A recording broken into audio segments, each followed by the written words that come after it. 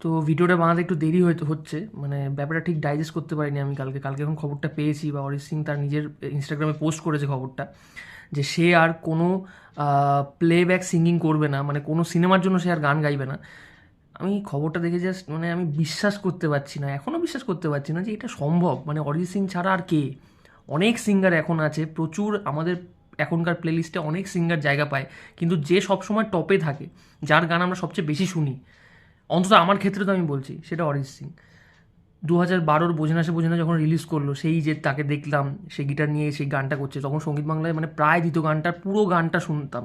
তারপরে 2013 আশিকি টু এলো, তখন যে তুমিও গানটা প্রচুর মানে একটা হিট, মানে সর্বকালের সেরা একটা গান।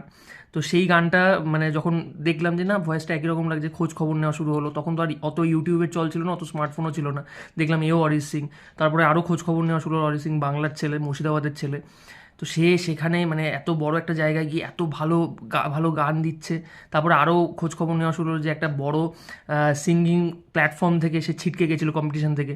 তো মানে হি ইজ আ ম্যান, মানে আমাদের প্রত্যেকটা ইমোশান, সেটা প্রথম প্রেমের অনুভূতি থেকে শুরু করে প্রথম বিচ্ছেদ, সব কিছুতে সে জড়িয়ে আছে। আনন্দ হোক বা দুঃখ হোক, বেদনা হোক, যে কোনো অনুভূতির সাথে যার গান যায়, মানে সে চান্না মেরেয়া থেকে গেরুয়া, প্রচণ্ড মানে সব কটা গান আমি কোন গানের কথা বলবো এখন আলাদা করে। সারা রাত হয়তো কেটে যেত তার গান শুনে শুনে, মানে বিচ্ছেদের অনুভূতি কী, মানে সেটা তার গান যেন আরও ভালো করে প্রকাশ করতো আর কি আমাদের সামনে। তো সেই মানুষটা এখন বলছে যে আর সিনেমার জন্য কোনো গান গাইবে না। এটা তো সিনেমার লস, এটা অরিজিৎ সিংয়ের কোনো লস নয় কিন্তু, কারণ অরিজিৎ সিং নিজের স্বাধীনভাবে এখন কাজ করবে, নিজের ইউটিউব চ্যানেল চালাবে, নিজের কনসার্ট করবে, স্বাধীনভাবে নিজের অ্যালবাম বার করবে, কোনো বাধা থাকবে না তার কাছে আর কি। কিন্তু এটা তো পুরোপুরি একটা সিনেমার লস, যে সিনেমার যারা হিরো, মানে আমরা সিনেমার কিন্তু সব কিছু প্রথমেই জানতে পারি না, স্টোরি কেমন বা কী বৃত্তান্ত, আমরা প্রথমেই যে জিনিসটার প্রতি আকৃষ্ট হই সেটা হচ্ছে তার গান। সেই গানে যখন অরিজিৎ সিংকে পাওয়া যাবে না, তাহলে আর কে? মানে প্রচুর সিঙ্গার এখন আছে, আমিও জানি প্রচুর ভালো ভালো সিঙ্গার রয়েছে, বাট অরিজিৎ সিং তো, অরিজিৎ সিং ছাড়া কী করে সম্ভব? একটা গান অরিজিৎ সিংয়ের থাকবে না, এটা মানে ভাবলেই কেমন লাগছে। একটা সিনেমা এখন একটা গান, মানে যেদিকেই তাকাচ্ছে সেদিকেই তো অরিজিৎ সিং।